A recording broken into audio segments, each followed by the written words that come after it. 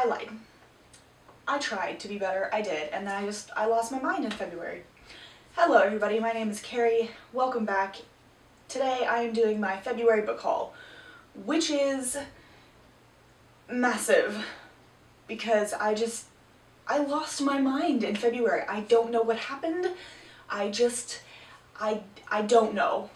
I cannot explain. But let's see how fast I can get through these because I have more than 30 books. Like I said, lost my ever-loving mind. Well, I did go to the Barnes & Noble blowout sale, which was February 28th to March 4th. That sounds right. And they had a whole bunch of bestsellers and new releases for 50% off, including hardcovers. So I had to go and check it out, and I got several books for myself. The first one is Once Upon a River by Diane Setterfield. This takes place in London. There's 3 girls missing.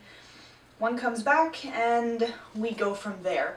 I've had this book on my Amazon wishlist for a while, and then I saw it half off, and I couldn't not get it. Then I have The 7.5 Deaths of Evelyn Hardcastle by Stuart Turton. This came out about the same time as The 7 Husbands of Evelyn Hugo, and both of them were 7 and Evelyn. Mostly because of that, and also because this one does sound intriguing. This person watches Evelyn, I think, die 7 times.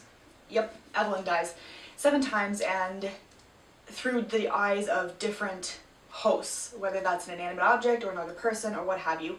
I think it's a very interesting way to look at solving a murder or a death, because I don't actually know if she was murdered, but I'm very excited. I did buy 2 books full price because I had coupons in sale, and I've been eyeballing these ones for a while.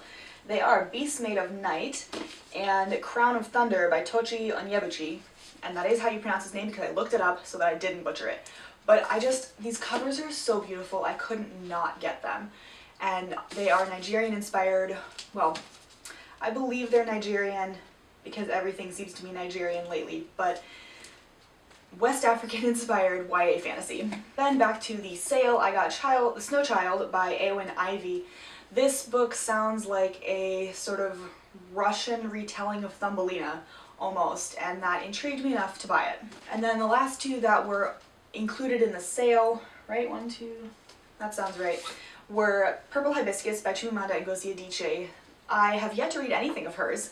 I know she's well known for Americana, and I believe How to Be a Feminist, or Why We Should All Be Feminists. There's something about feminism. But I do have Half of a Yellow Sun by her, which I bought in South Africa, somewhere probably over there. So I decided I would buy this because it's half off, and why not? And then I also bought The Light Between Worlds by Laura E. Weymouth. This is a YA fantasy with an absolutely stunning cover, as you see, about kids who come back from a Narnia-esque world and then have to figure out how to get back, or something along those lines. I definitely lied. I also bought The Black Prism by Brent Weeks, which is half off. Reagan over at Peruse Project absolutely loves this book. She says it's very similar to Brandon Sanderson. I have yet to read anything by Brandon Sanderson or Brent Weeks, but for half off, I figured this was a good deal. So I got it, and at some point I will be diving into it. I bought 2 pre-orders this month. Lady Smoke by Laura Sebastian, which is the second in the series that started with Ash Princess, which, by the way, I still have not read. The first one follows a girl whose kingdom has been taken over and put to the torch by the invaders. She's kept around as a prize, basically, to remind people this is what happens if you don't obey. This picks up wherever the first one leaves off, and I don't know where that is because I haven't read it yet. And my other pre-order was Daughter of Molokai, which is by Alan Brennert, and is the sort of companion sequel to Molokai by him. It follows a character that we meet in Molokai.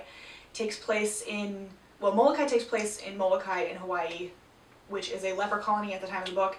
Daughter of Molokai takes place on the mainland, specifically California, and it deals with the Japanese internment. I am extremely excited about that book because I loved Molokai, and I'm currently reading Daughter of Molokai.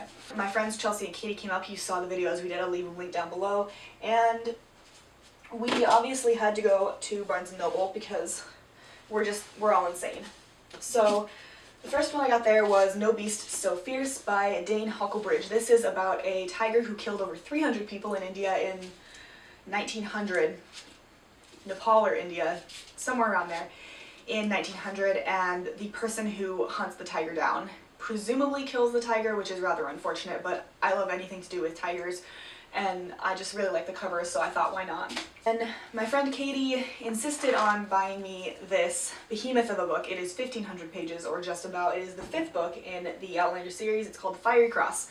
I don't know what happens because I haven't even finished the 3rd one, but Katie bought this for me. And then, since I'm reading the 3rd one, I thought I might as well buy the 4th one, which is Gems of Autumn. So I bought this one, which is also a behemoth of a book. They get longer as they go, and I'm not sure why.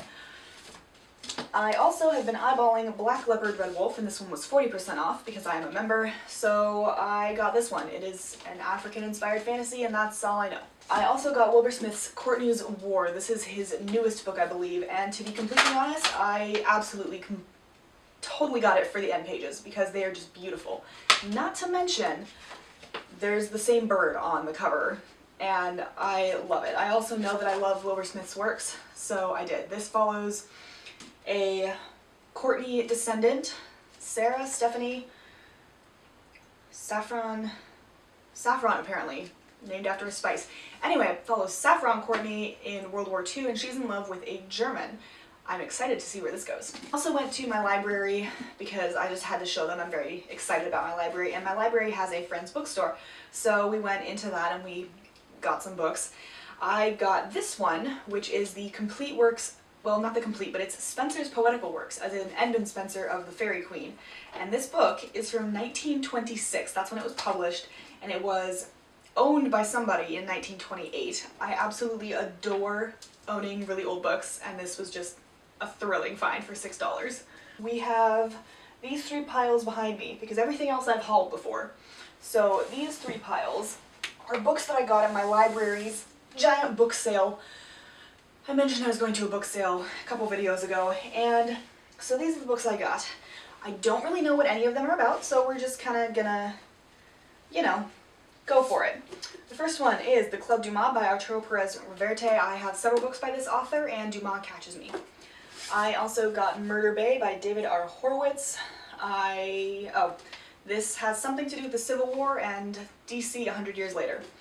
Then I got Chesapeake by James Michener. I've only read 1 of his books, 2 of his books, but I really like the way he writes things, and I don't have this one yet. I got The Dress Lodger by Sherry Holman. The cover caught me, and it was a bag sale, so I paid 18 bucks for 34 books, because I got 6 for my cousin as well. This one is Sunderland, England in 1837, and follows a prostitute who rents a beautiful dress. This one is Possession by A.S. Bayat. Mostly the blurbs sounded interesting. The writing is really good, it's naturalistic, it's a romance, it's eloquent, plenty of praise, bids fair, memorable novels of the 90s.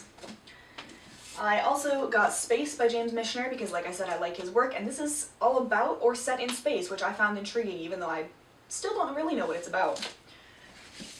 I got Divine Justice by David Baldacci. My dad loves David Baldacci, and I thought, why not, for 50 cents a piece. I got Voyage of the Narwhal by Andrea Barrett.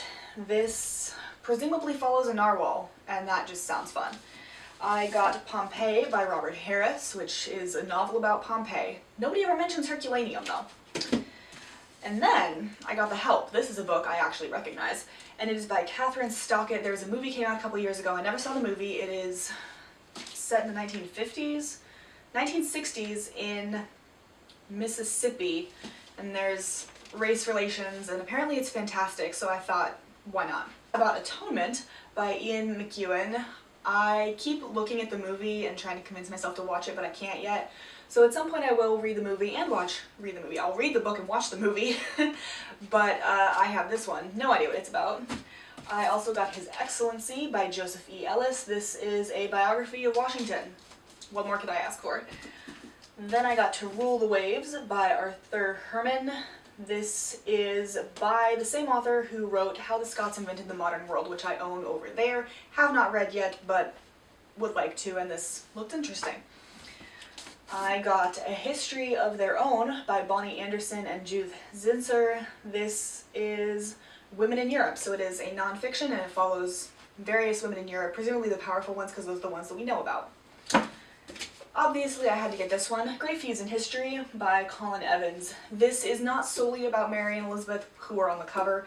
It is various different feuds. I think there's 7 in here or something like that. It includes Burr and Hamilton, Parliament versus Charles I, Hatfield McCoy, Stalin, Trotsky, there's 10 of them. And that just sounded fun. I got Goodbye Darkness by William Manchester, which is a memoir of the Pacific War.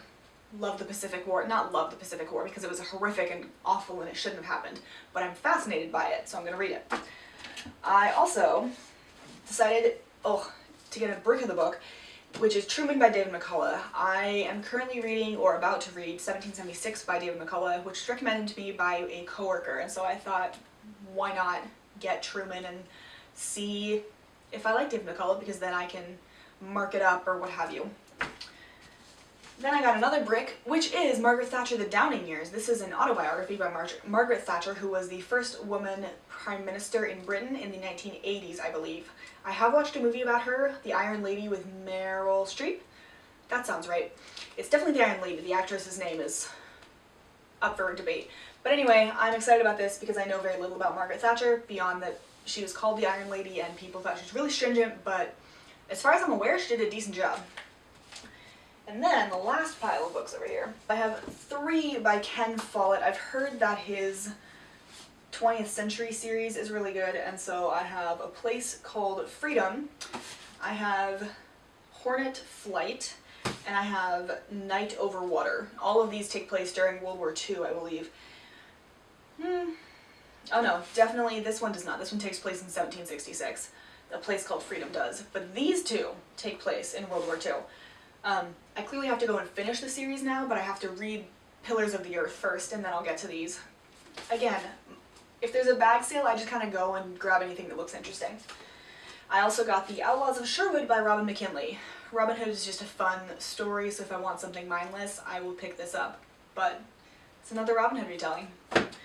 I got Wheel of the Infinite by Martha Wells, predominantly because the cover intrigued me. It didn't look familiar at all, and I couldn't really tell what it was about, so I thought, why not buy it? I got Island in the Sea of Time by S.M. Sterling, which sort of same thing. Apparently we have Nantucket and a storm, and Nantucket has been swept into the past, meaning 1250 BC, so we just take Nantucket. I don't know whether that means Nantucket of when this was published, probably the 1990s, or Nantucket of like 1820, but either way, Nantucket goes way back in time. Then I got Powder Monkey by Paul Doswell. This is The Adventures of a Young Sailor. It's a YA fiction. I'm all for sailors, and it sounded a little bit like the Bloody Jack series, which I just recently finished. I got A Moment Comes by Jennifer Bradbury, which is set in India on the eve of partition. So I believe that's 1947 when India got their constitution. 1940s either way, when Pakistan and India were made into 2 separate countries because Britain finally let go of its grasp on India. It is still a rather tense place to this day, and I'm very intrigued. I also got Lux by Anna Godberson. I have read this entire series and really enjoyed it, so I've been looking for the books to buy, and I found this one. I was very excited. It is a 19th century high society New York story. And then I got Guilt by Catherine Longshore. This is another YA novel set in the court of Henry VIII, and y'all know I love me some Henry VIII, so why wouldn't I get it? Those are all of the books that I got in February. Like I said, I lost my mind. I don't know what happened. It just did. I did not plan most of this. I did plan the February book sale because I specifically set aside money for that. And the 2 pre-orders I knew were coming, but the rest of it just sort of happened, and so March has to be better because I can't. But anyway, I hope you enjoyed this absolutely massive book haul. Let me know if you've read any of these, are interested in any of these, whatever it be, down in the comments, and I will see you in my next video. Bye.